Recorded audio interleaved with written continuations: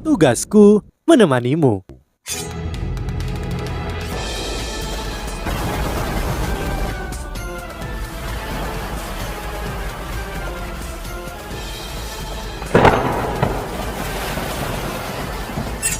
Hai sahabat Pasuk, kembali lagi bersama alur cerita versi novel Solen 2 Sekte Tang yang tak tertandingi.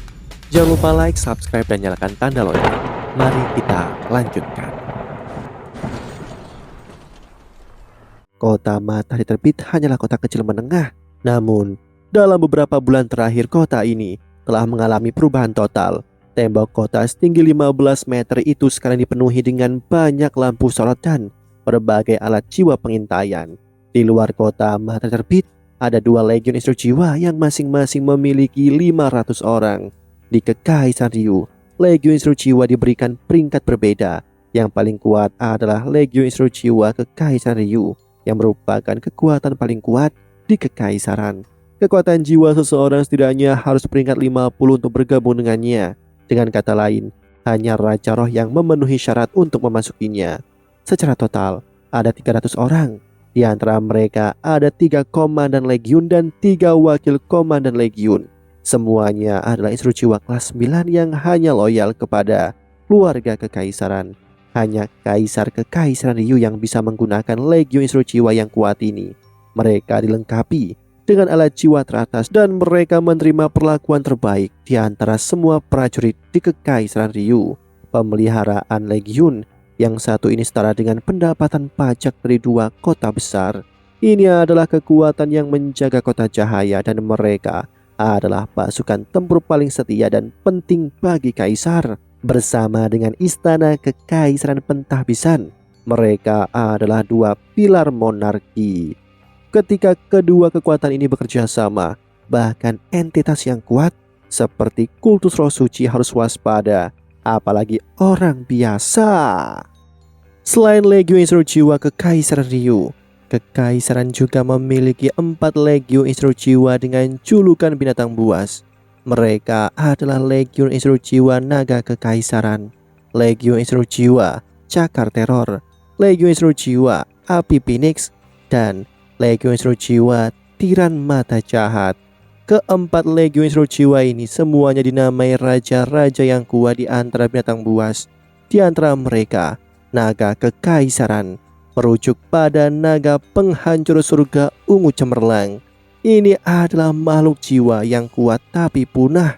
Dalam keluarga Kekaisaran Ryu, beberapa keturunannya memiliki jiwa bela diri kuat ini. Salah satu alasan utama Su Tianran dapat naik tahta adalah karena ia mewarisi jiwa bela diri ini. Tidak seperti jiwa bela diri matahari yang dimiliki oleh keturunan keluarga Kekaisaran lainnya. Naga penghancur surga ungu cemerlang dengan sekte naga bumi dan naga merah serupa dalam beberapa aspek, tetapi mereka juga sangat berbeda satu sama lainnya.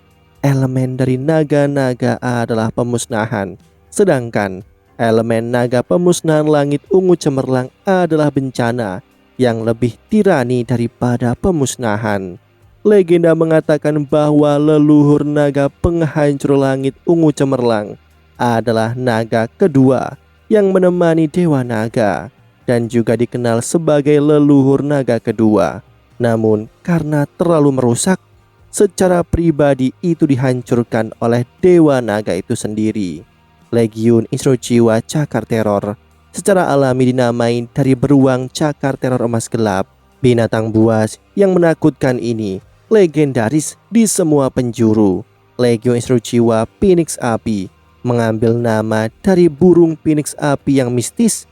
Itu hanya merekrut instruksi jiwa perempuan, dan pemimpinnya saat ini adalah permaisuri Kekaisaran Ryu. Itu adalah Jushi.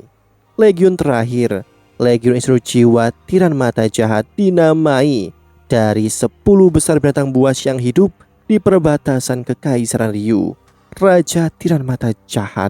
Binatang ini berada di peringkat kedua di antara 10 besar binatang buas dan terkenal di seluruh benua Ryu.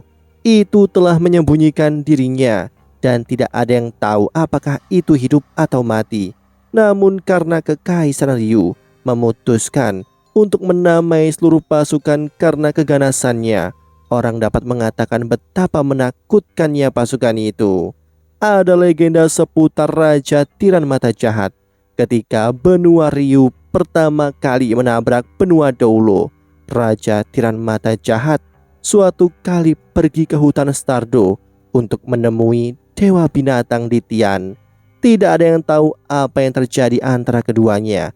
Tetapi ketika dia kembali ke Kekaisaran Ryu, dia menghilang tanpa jejak. Titian masih menjadi dewa binatang dan masih peringkat pertama di antara 10 besar binatang buas.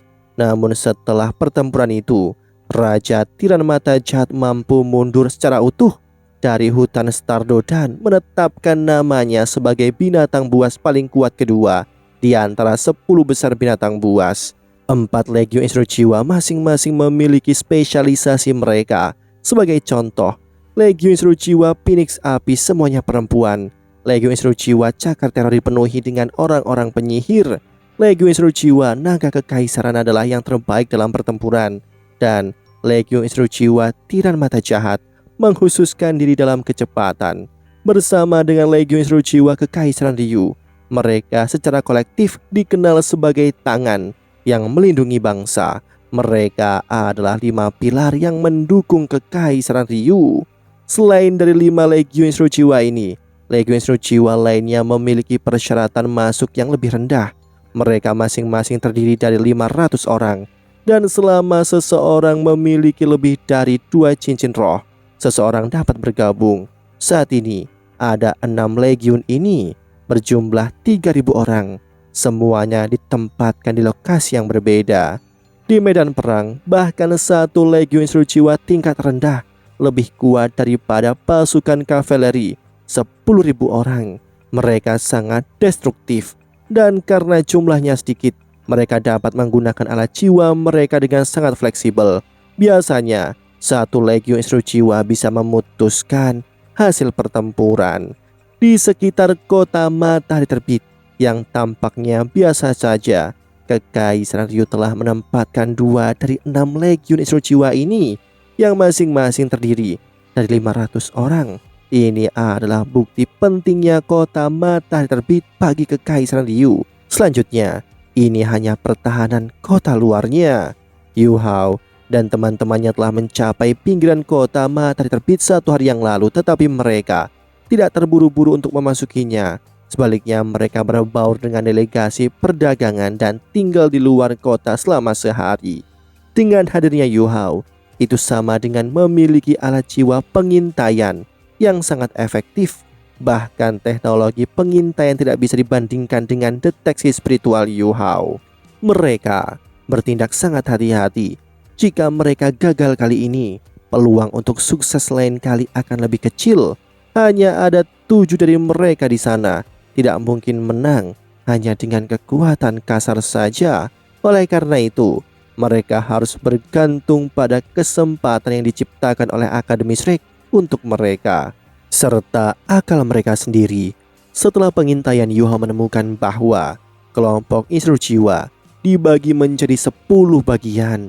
Itu ditempatkan di berbagai lokasi luar kota Matahari Terbit. Kota Matahari Terbit dikelilingi oleh dataran terbuka. 1000 Instrujiwa telah mengambil posisi di dataran. Yang lebih masalah adalah banyak alat jiwa pengintaian tingkat tinggi. Bahkan lalat tak luput dari pengintaian Kekaisaran Ryu. Yu Hao, apa yang bisa kita lakukan? Setelah sarapan, Sekteta membahas masalah ini dengan suara lirih. Yu Hao berkata, aku telah memindai tempat ini dengan cermat. Tidak mungkin untuk menyelinap ke dalam, karena ada terlalu banyak alat jiwa pengintaian. Hampir setiap jenis alat jiwa pengawasan ada di sini. Akan sulit untuk memasuki melalui gerbang kota, karena mereka memiliki detektor kekuatan jiwa yang dapat merasakan fluktuasi kekuatan jiwa kita. Mereka kemudian dapat menentukan kekuatan kita berdasarkan fluktuasi kekuatan jiwa. Susan si melambai merutkan kening dan berkata, sudah berapa bulan, namun mereka masih sangat waspada. Kita bahkan tidak bisa memasuki kota. Bagaimana kita bisa menyelamatkan mereka? Selanjutnya, mereka menangkap lebih dari 600 orang. Bahkan jika kita masuk, bisakah kita menyelamatkan semuanya? Melarikan diri juga akan sangat sulit. Dengan begitu banyak instruksi jiwa baik di dalam maupun di luar kota, bisakah kita melarikan diri? Yo berkata, memang sulit, tetapi masih ada peluang. Kita perlu bereaksi sesuai keadaan. Kita akan pergi dengan melambaikan pedang, kata Cicuacan dengan dingin. Susan si melambai padanya dan berkata, sampai jumpa. Cicuacan meliriknya, tetapi tidak bergerak. Dia adalah seorang fanatik pedang, bukan orang bodoh. Nan Kiu adalah yang paling cemas untuk saat ini. Susan si memandang Yu Hao yang sedang berpikir keras dan berkata, Yu Hao, kamu punya rencana bukan? Yu Hao berkata, tidak ada kesempatan, jadi kita harus membuat peluang. Akademi telah menyerang, tetapi berita belum mencapai kota ini. Kekaisaran Tianhun dan Kekaisaran Starlo akan merespon sesuai dengan keadaan yang ada. Istana akan mengetahui hal ini sesegera mungkin. Dengan situasi tegang di perbatasan, Kekaisaran Ryu memiliki beberapa pilihan. Pertama, mereka dapat membawa para tahanan di sini ke garis depan sebagai sandera. Kedua, jika mereka kejam, mereka akan langsung menghabisi para tahanan. Ketiga, mereka dapat menempatkan lebih banyak tentara dan legion instruksi jiwa di perbatasan. Aku merasa bahwa opsi pertama dan ketiga adalah yang paling mungkin. Lagi pula, persiapan perang Kekaisaran Ryu belum selesai. Jika tidak, mereka pasti sudah menghabisi semua orang yang dipenjara. Kita harus masuk sebelum berita serangan sampai ke sini dan menemukan peluang untuk menyerang. Apa yang kita ingin lakukan bukan untuk menyelamatkan mereka, tetapi untuk membantu mereka mendapatkan kembali kemampuan bertarung. Selama kita bisa melakukannya, kita akan memiliki peluang yang jauh lebih baik. Susan si mengangguk dan berkata, benar, tapi bagaimana kita bisa masuk? Yu Hao sedikit tersenyum dan berkata, biarkan aku berpikir. Jika kita bahkan tidak bisa memasuki gerbang, kita akan membuang semua pelatihan tentara tertinggi kita, bukan? Kalian harus mengikuti delegasi perdagangan di kota dan aku akan menyerang. Ketika mereka mulai mencari, pada saat itu para prajurit hanya dapat merespon dengan satu cara, dan itu akan menghentikan pemeriksaan dan menutup gerbang. Dengan begitu, kalian bisa... Saat dia berbicara, Yu Hao menggumamkan beberapa kata pelan ke telinga semua orang. Mereka semua mengangguk setuju. Jika rencana kita gagal atau terekspos, kita semua akan bergantung padamu untuk penyelamatan hari itu, kakak senior kedua, kata Wo Yu Hao kepada Hechaito. Oke, tidak masalah denganku, namun bagaimana denganmu? Berencana memasuki kota, adik junior? Hechaito bertanya. Sebuah cahaya bersinar di mata Yu Hao saat dia menjawab, jangan khawatir, aku punya cara. Aku akan pergi dulu. Hati-hati semuanya. Dengan itu dia berbalik untuk pergi. Berbaur dengan delegasi perdagangan, ia menghilang tanpa jejak.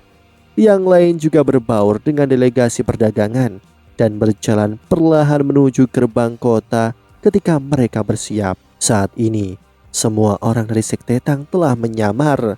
Di bawah instruksi Wo Yu Hao, orang-orang dari Sekte Tang tidak terburu-buru. Mereka mengikuti yang lain dengan sabar. Pada saat ini sekelompok tentara yang menunggang kuda berlari ke arah mereka dari jauh. Pasir dan debu berterbangan ke udara, dan para pedagang yang berada di antaranya tidak punya pilihan selain menghindar. Itu adalah adegan yang kacau. Susan si dan Hechaito bertukar pandang. Mereka berdua memiliki pemikiran yang sama. Mungkin berita dari perbatasan akhirnya mencapai mereka, namun apa dampaknya? Ini tergantung pada jumlah tekanan yang diberikan oleh penatua Swan di perbatasan. Setelah 2 jam, akhirnya giliran Sekte Tang. Di antara mereka berenam, Ye Guyi dan Nan Qiu berdiri di depan. Mereka mengantri untuk masuk. Nan Qiu melancarkan aksinya.